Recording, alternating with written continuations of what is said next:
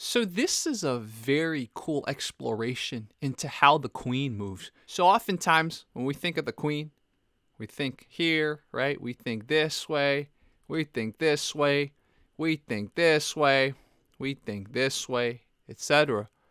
But what about the queen in two moves? Have you ever thought about where the queen can go to if you had two moves? I'm going to give you a hint. It's way more than you think, and this is what I realized when I was looking at this.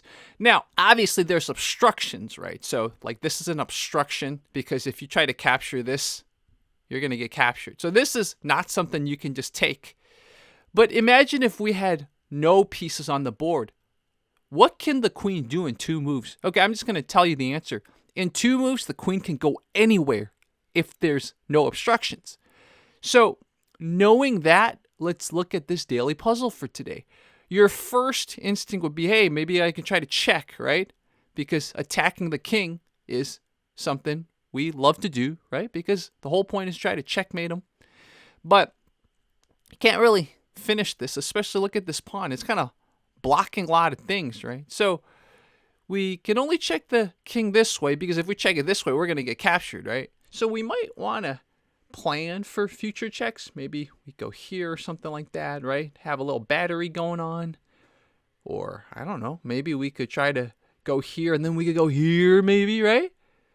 But the issue is the king just has a little bit too much maneuverability. And the queen's here ready to gobble up our stuff. So it's not looking too good for us if we play passively. So they always say checks, captures, and threats, right? The only capture we have is this, so we probably don't want to capture this again. We're going to get taken.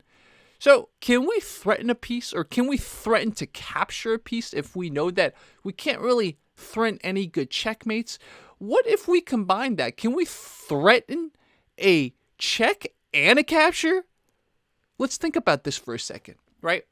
If our queen were here, we'd be able to fork this and with a check here. So it looks like this is a pretty good place for our queen. So let's think about that paradigm we just established, right? In two moves, can we get here? Absolutely, right?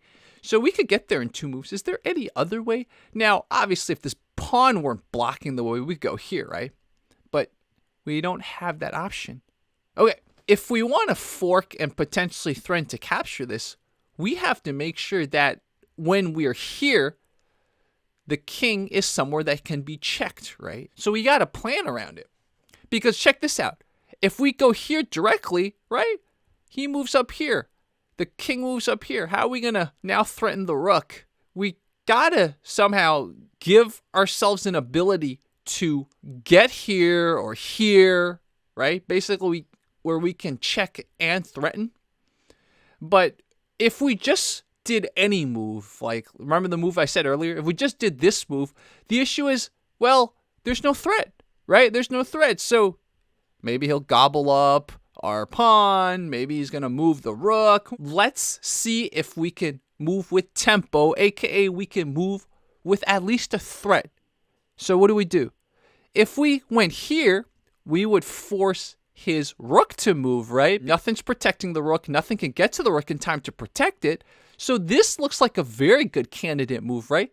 This is a valid threat that forces him to react, giving us another move that we can plan ahead. Okay. So now that we know this move is forcing, right? That's a move. That's something that chess players often say. This move is forcing. What can we do now? Well, we've now gone down here, and look, we can go here, right? This is a check. We're going to force him here. And notice, he definitely can't go here because if he moves here, he's going to get forked immediately, right? So probably he's going to move somewhere here or somewhere here. Obviously, he's not going to move here, right? That would be a capture plus a check. But notice, we have a bishop here, right? Bishops are the long-range snipers. So he can't move here. Okay, so we've eliminated the fact that he's not going to move here. He's not going to move here. He's not going to move here. He's probably going to move somewhere here. here's what we have right now. Our queen is here, right? And if he goes here, our trap is set. So first move, we're going to move with a threat, right? This is a tempo move, forcing him to go here. Now, again, this is our best case scenario because, again, he moved to our sweet spot. So here, right? And then here, and then here. Guys, it took me a while to see this, but why doesn't he go here? So we're here now, right? Why doesn't he go here? Because, again, now you have this fork. The queen is just so powerful. I didn't even see this double attack. So, man, when you have a queen and the board gets opened, it is just real fun, man. Look at this. So that's why I didn't even see that.